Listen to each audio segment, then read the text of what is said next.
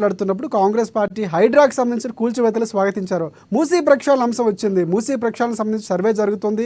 ఇళ్లను గుర్తిస్తున్నారు. వారికి ప్రత్యామ్నాయంగా డబుల్ బెడ్రూమ్ ఇల్లు కూడా కేటాయిస్తామని ప్రకటించింది ప్రభుత్వం. సీఎం రేవంత్ రెడ్డి కూడా చెప్పారు. సో ఏమంటారు మీరు దానికి సంబంధించి? చూడండి, ఏ ప్రభుత్వం అయినా కానీ అభివృద్ధి చేసే క్రమంలో కొన్ని సాహసోపేతమైన నిర్ణయాలు తీసుకోవాల్సిన అవసరం వస్తుంది. అదే రకంగా దాని అనుగుణంగా ఆ నిర్ణయం వల్ల ఏమైనా బాధితులు ఉంటే వారికి కూడా పునరావాసం కల్పించుకుంటూ ఆ నిర్ణయాలని అమలు చేసుకునే క్రమంలో ముందుకు పోవాల్సిన ప్రభుత్వం ఒక బాధ్యత. దాంట్లోనే భాగంగా ఇప్పుడు మూసీ రివర్ ఫ్రంట్ ఏదైతే ముఖ్యమంత్రి గారు కొత్తగా ప్రస్తావించినారో, ఇప్పుడు పరిస్థితి కాదు. మూసీ ఏ రకంగా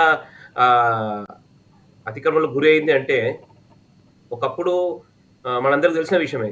ఆ రోజులలో మోక్షగుండం విశ్వేశ్వరయ్య గారు హైదరాబాద్ని ఈ వరదల ఇబ్బంది తప్పించడానికి ఆ రోజులలో ఒక లార్జ్ స్కేల్ అవుట్లే ఇచ్చి గండిపేట నీళ్లు సిటీ నుంచి బయటికి వెళ్ళిపోయేటట్టు తయారు చేసిన ఒక ఏర్పాటు అది మూసి.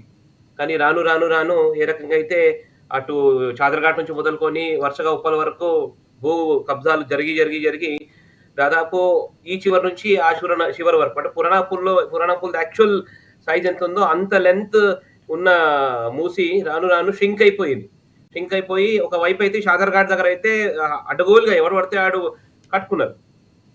సరే, అప్పుడు ఎక్కడైనా సరే ఈ రకమైన కన్స్ట్రక్షన్ జరగాలంటే స్థానికంగా ఉన్న రాజకీయ నాయకుల యొక్క సపోర్టు, అదే రకంగా అధికారులు కూడా సహయోగంతోనే ఈ రకంగా కట్టడాలు జరుగుతాయి.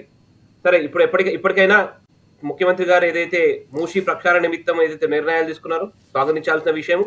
హైదరాబాద్ కి మొన్న వారు విదేశీ పర్యటన చేస్తున్నప్పుడు ఏదో విదేశాలలో ఒక నదిని చూసి దాన్ని ఆ మోడల్లో దీన్ని డెవలప్ చేయాలి.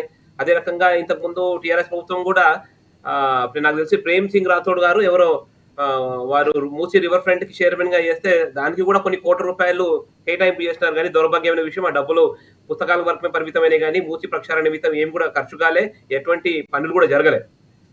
కేవలము నాయకులని ఒక బోర్డుకి చైర్మన్ చేసే దానికి అక్కడ వరకే పరిమితమైంది. కనీసం ఇప్పుడైనా కానీ ఆ మూసీకి ఒక రూపం తెచ్చి ఒక పర్యటన కేంద్రంగా దాన్ని మార్చినట్టయితే హైదరాబాద్ కి ఒక ఏ రకంగా అయితే ట్యాంక్ బండ్ పర్యాటక కేంద్రం ఉండదు, మూసీ కూడా రాబోయే రోజుల్లో ఆ రకంగా మారుతుందని మాకు విశ్వాసం ఉంది. రైట్.